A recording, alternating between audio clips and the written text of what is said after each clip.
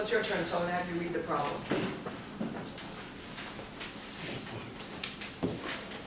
The trust problem. Just read it. The trust is made from 5 members, each having a length of 4 meters and mass of 7 kilograms per meter.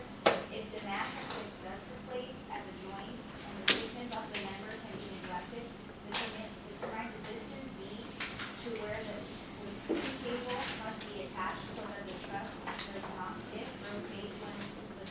Okay, so we have 5 trust members that are all connected. They're all the same length. They're all the same mass, right? What critical component are they giving you? Are they giving you the mass? Are they giving you the weight? Are they giving you the area? Are they giving you the volume? What are they giving you? Mass. So what kind of problem is this? Center of mass, center of gravity, centroid of area, centroid of volume? Center of mass. Okay? So they want to know where to put the cable so that the thing doesn't tip. They're basically trying to find the centroid in the x direction, right? Does everybody agree? Not centroid, center of mass in the x direction. You got to make sure you're using the right term. So this is the way I set up all these problems. The first column represents the item.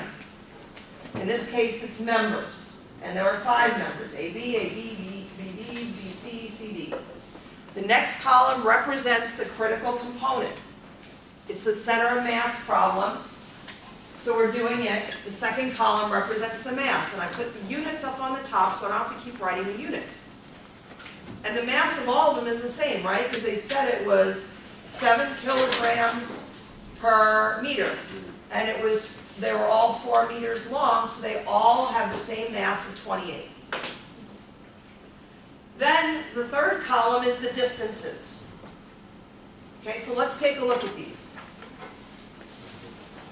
So where are we measuring this from?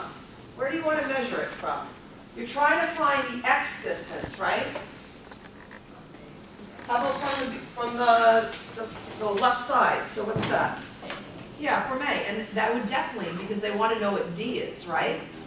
Okay, so you're measuring everything from the y-axis. Okay, so what we have to figure out then is where is the centroid?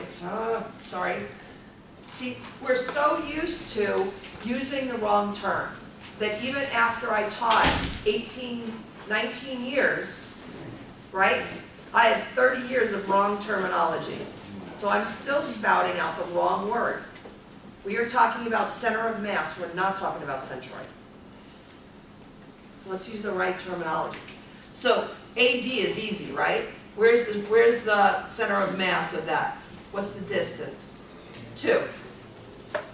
Take a look at these. These guys are all the same length, right? So the distance to the center of mass for AB, this is 2, so it's got to be 1 meter.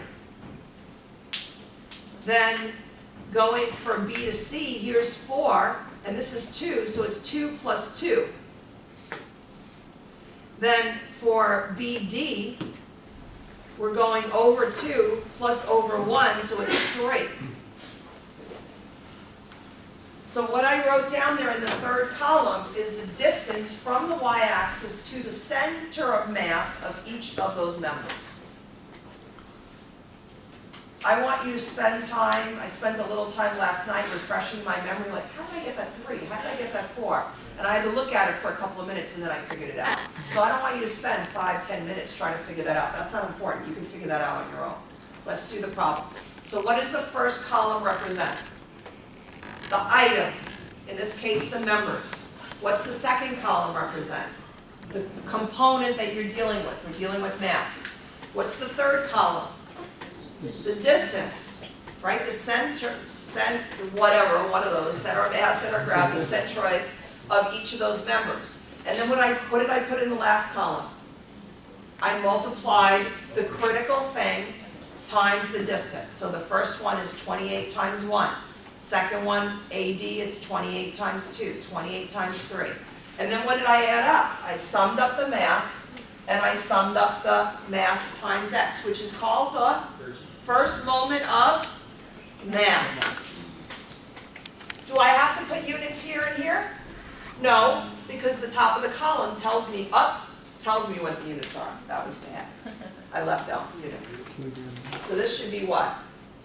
Kilogram meter.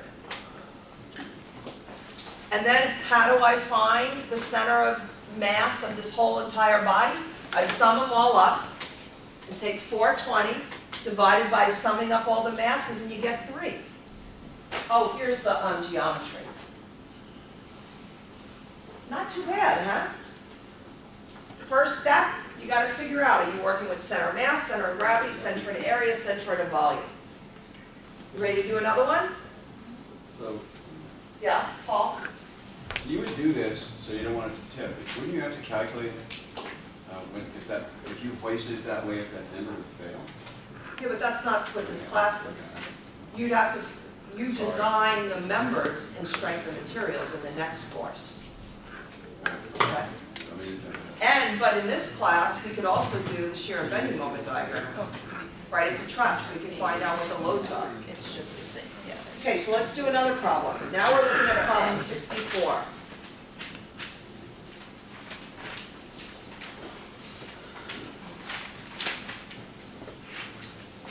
Dick, would you read what 64 says? What page is it on first? 471. 471. Sorry. Locate the centroid Y at the cross